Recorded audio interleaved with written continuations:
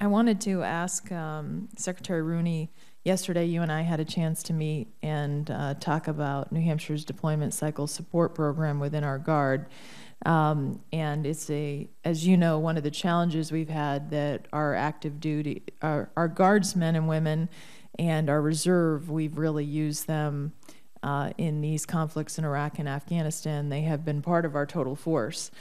We wouldn't be able to have fought in Iraq and Afghanistan without our Guard or reserve.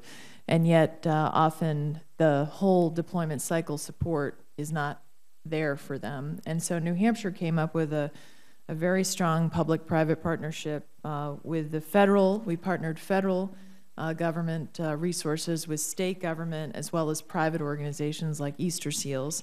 And we've been keeping metrics on it so that we can measure the results. And in fact, the results have been getting our veterans to work, back in, reintegrated into work. We've actually saved someone's life in a suicide, which we're very proud of, and really servicing our families. So I wanted Secretary Rooney, if you've had a chance to look at that after we talked yesterday, what your impressions are of it. And I would also ask Mr. McGinnis as well. And then I'd also love to invite both of you to New Hampshire to see firsthand how this program works.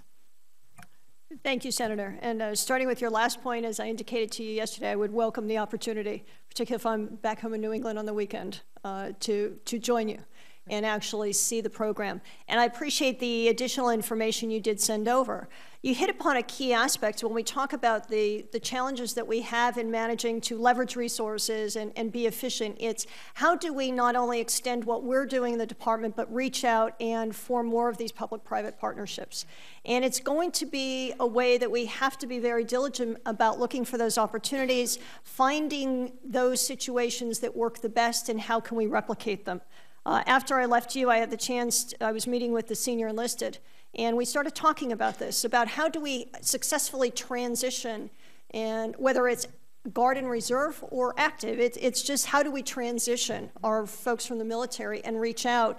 And they indicated to me, too, that they were aware of the New Hampshire program, and also possibly another one in Oregon and maybe another state. And I think what all of us need the responsibility for doing, myself, Mr. McGinnis, is to look for those opportunities, learn more about how they work, and see if we can duplicate them so that we're addressing the issues, as we heard, of suicide and unemployment and transition. And our job can be to more tightly align with how do we translate military skills into skills that the civilian workforce can use. We can do a good job about that, but then really rely on those public-private partnerships. And we're seeing in several cases that they work.